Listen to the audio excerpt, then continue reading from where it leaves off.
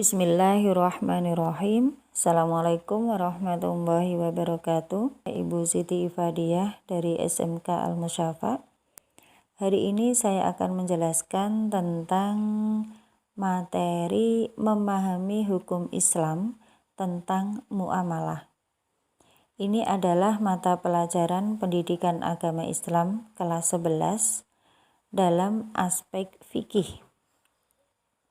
Kompetensi dasar yang harus dikuasai oleh peserta didik dalam materi ini adalah yang pertama, menjelaskan asas-asas transaksi ekonomi dalam Islam. Yang kedua, memberikan contoh transaksi ekonomi dalam Islam. Dan yang ketiga, menerapkan transaksi ekonomi Islam dalam kehidupan sehari-hari. Dalam KD ini yaitu menerapkan transaksi ekonomi Islam dalam kehidupan sehari-hari, akan kita bahas tentang jual beli. Pertama, pengertian jual beli. Yang kedua, dasar hukum jual beli. Yang ketiga, hukum jual beli. Dan yang keempat, hal-hal yang berkaitan dengan jual beli, seperti rukun dan syarat jual beli, khiyar, dan macam-macam jual beli. Praktek ekonomi dalam Islam yang pertama yaitu jual beli. Pembahasan yang kita kupas yaitu pengertian jual beli. Jual beli adalah kesepakatan tukar-menukar barang atas dasar kerelaan untuk memiliki barang tersebut dengan cara atau akad tertentu. Dasar hukum jual beli. Firman Allah yaitu potongan ayat Quran surah Al-Baqarah ayat 275 yang berbunyi wa ahallallahal bai'a wa harramar riba. Dan Allah telah menghalalkan jual beli dan mengharamkan riba.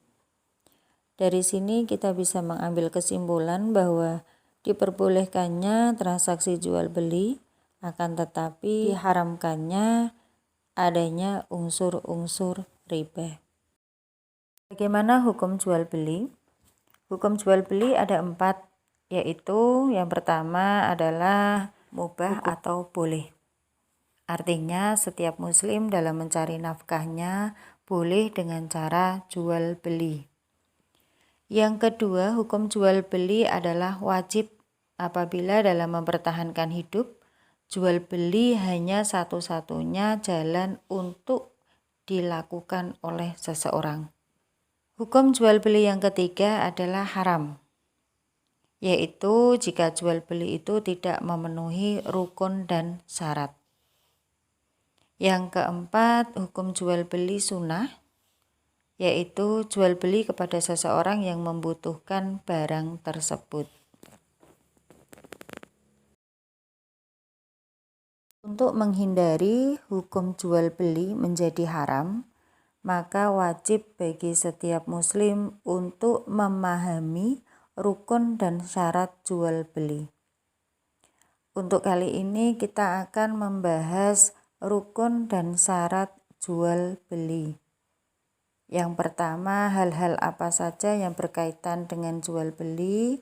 Rukun jual beli yang pertama adalah adanya penjual dan pembeli. Ini menjadi bagian dari syarat sah penjual dan pembeli, yaitu 1. Balik dan berakal. Yang kedua, atas kehendak sendiri dalam artian tidak ada unsur paksaan. Dan yang ketiga, berhak tasaruf, yaitu menyerahkan hartanya. Rukun jual beli yang kedua yaitu adanya barang yang diperjualbelikan. Adapun syarat sah barang yang diperjualbelikan yaitu barang itu suci, memiliki manfaat, milik sendiri, artinya bukan milik orang lain, jelas dan dapat dikuasai penjual dan pembeli, serta diketahui kedua belah pihak, baik mengenai kadar, jenis, sifat, dan harganya. Rukun jual beli yang ketiga adanya alat untuk menukar atau alat transaksi dalam kegiatan jual beli. Seperti sekarang ini yang kita ketahui bahwa alat transaksi bisa berupa uang. Rukun jual beli yang keempat adalah adanya akad, yaitu ijab qabul antara penjual dan pembeli. Tujuan adanya khiyar adalah agar tidak terjadinya penyesalan dalam transaksi jual beli, baik dari pihak penjual ataupun dari pihak pembeli. Sehingga dalam hal ini khiyar memberikan ruang bagi si penjual dan pembeli untuk dipikirkan secara matang transaksi yang akan dilakukan. Dalam khiyar ada 3 macam khiyar. Yang pertama adalah khiyar majelis.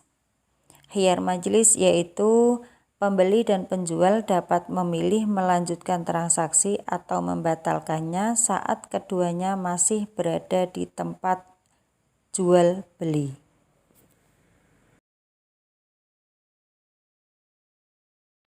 Khiyar yang kedua adalah khiyar syarat, yaitu masa memilih itu dijadikan syarat oleh penjual, pembeli, atau keduanya.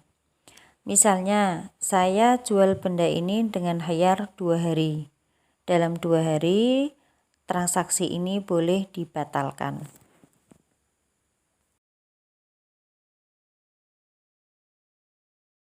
Untuk khiyar yang ketiga adalah khiyar aib atau khiyar cacat, yaitu pembeli boleh mengembalikan benda yang dibelinya jika benda tersebut ternyata memiliki cacat.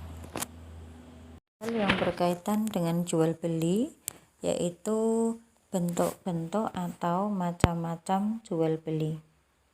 Dalam jual beli ada jual beli yang sah, ada jual beli yang tidak sah, dan ada jual beli yang sah tetapi dilarang.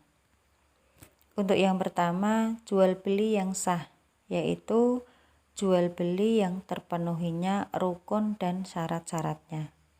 Sedangkan jual beli yang tidak sah, yaitu jual beli yang tidak terpenuhinya rukun dan syarat-syaratnya.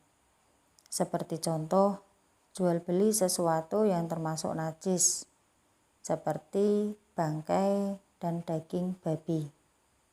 Contoh berikutnya yaitu jual beli air mani hewan ternak.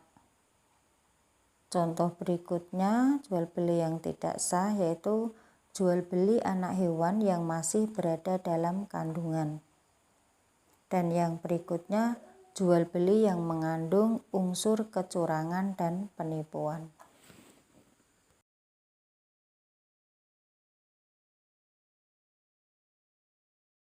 Untuk bentuk jual beli yang ketiga adalah jual beli yang sah tetapi terlarang. Adanya larangan tersebut dikarenakan 1. Merugikan si penjual, pembeli, atau orang lain. Yang kedua, mempersulit peredaran barang. Dan yang ketiga, merugikan kepentingan umum. Seperti contoh, jual beli dengan maksud untuk ditimbun. Itu transaksi jual belinya sah, tetapi cenderung tidak diperbolehkan.